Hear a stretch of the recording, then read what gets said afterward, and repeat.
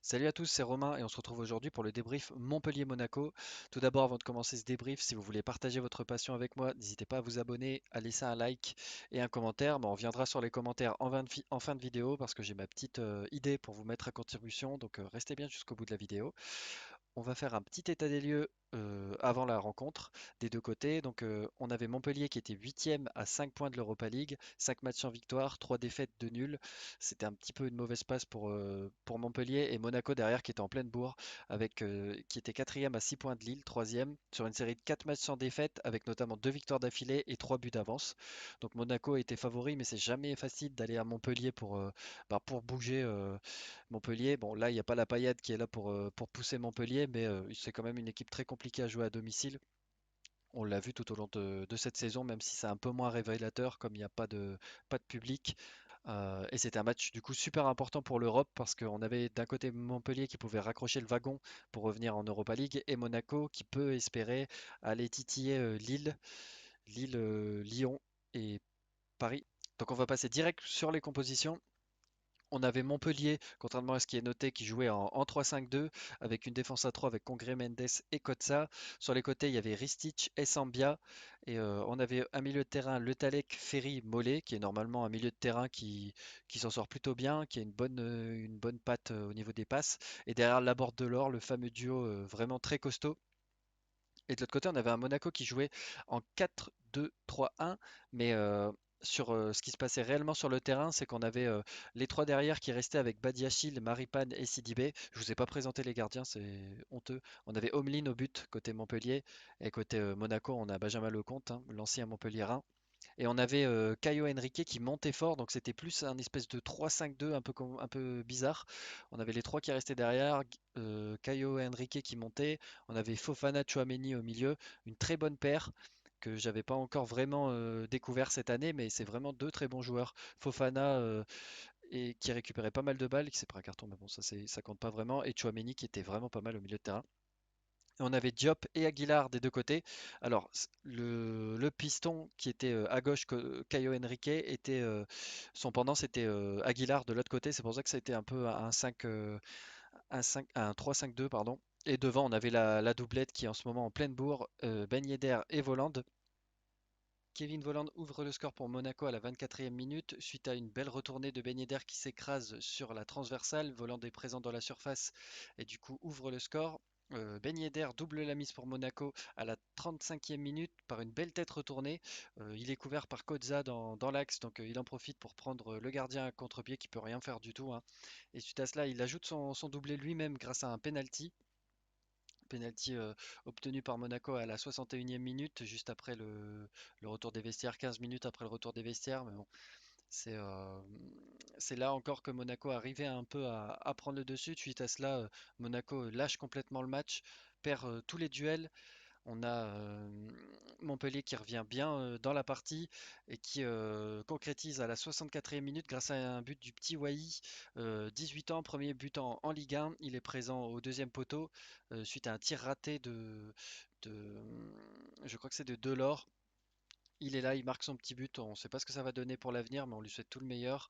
Et on a ensuite Delors qui est présent à la 64e, à la 69e minute, pardon, donc 5 minutes juste après le premier but. Ça prouve bien comme Monaco a complètement lâché le match. Monaco faisait plus rien, a lâché tous les duels. Montpellier était bien présent. Delors double le score pour Montpellier. Euh, il y a ensuite un moment du match qui est pour moi bien révélateur, c'est Golovin qui rate une contre-attaque pour Monaco. On a trois joueurs face à deux défenseurs. Ben Yedder lance bien Golovin dans la surface, mais il fait n'importe quoi. Il prend 10 ans avant de récupérer la balle et de frapper. Il se fait reprendre par Lecomte et bah, c'est terminé hein, pour cette action. On a aussi Delors qui fait une belle attaque pour Monaco, qui met une grosse patate qui est repoussée par Lecomte. Ça se termine ainsi, hein. Monaco conserve l'avantage et s'impose 3-2. Ouais, on va repasser sur la composition, ça sera plus lisible. Pour moi, mes flops, bah, il y a Golovin dans un premier temps, hein, comme on a pu voir sur son action derrière. C'était vraiment pas exceptionnel, hein. Ça manque de jus, ça manque de justesse. Il revient, pour moi, il doit apporter plus pour son équipe, hein. C'est un bon joueur, normalement, un box-to-box qui est présent un peu dans tous les compartiments du jeu. Là, il n'a pas fait grand-chose et il était présent nulle part. Il rate une action, franchement, qui est assez facile. La passe est magnifique et il fait n'importe quoi derrière.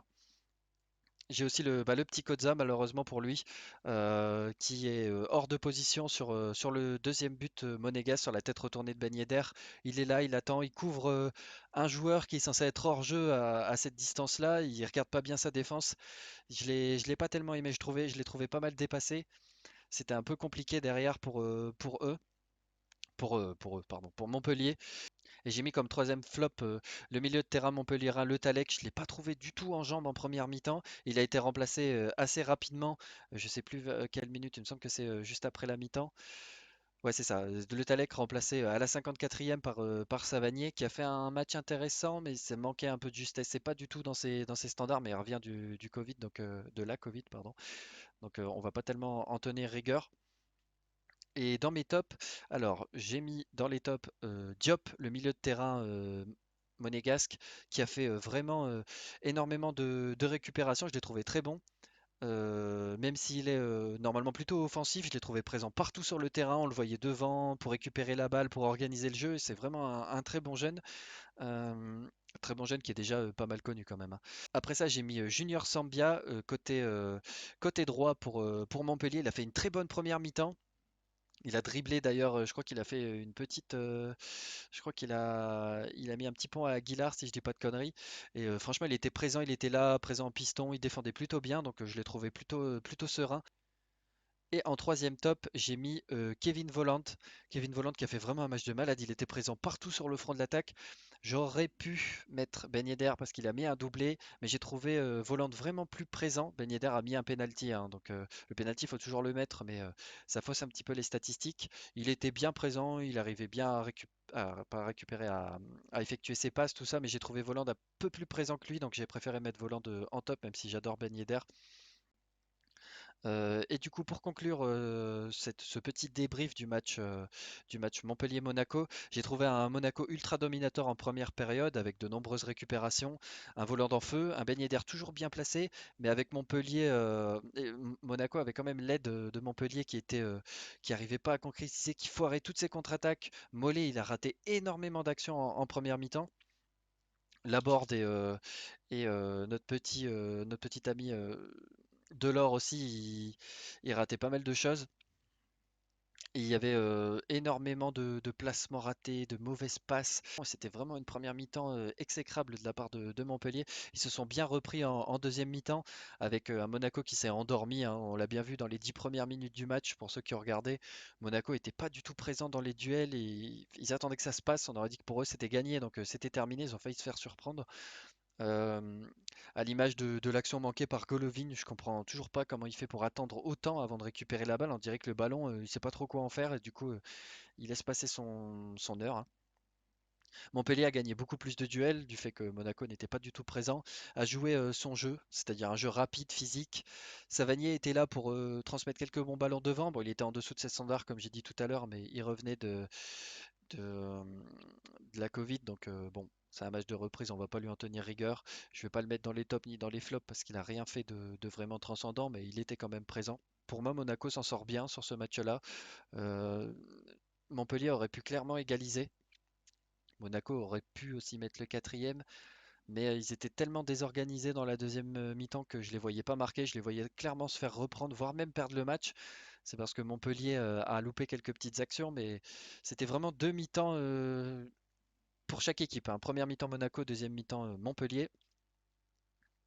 Alors, et pour terminer aussi, je voulais vous solliciter, du coup, c'est ce que je vous ai dit en début de vidéo, pour la prochaine vidéo, je voudrais faire des débriefs de matchs que vous choisissez.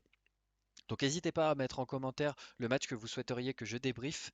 Euh, si le match est déjà présent, soit vous remettez un commentaire, soit vous remettez un like. Le like sur le commentaire existant. Le like, pour moi, c'est un peu plus lisible, mais vous faites comme vous voulez, hein. Euh, On fera comme ça à chaque fois si ça vous plaît. J'essaierai de débrief les matchs de L1. Peut-être pas de coupe parce que je trouve pas ça franchement intéressant, mis à part s'il y a une finale ou des quarts, des trucs comme ça. On essaiera de faire un petit peu aussi de LDC quand les clubs français seront en lice, bien sûr. Pour l'instant, il reste plus que Paris. On espère que ça va aller bien pour eux. Voilà, c'était Romain. À la semaine prochaine pour un prochain débrief. Portez-vous bien, mes amis. Salut!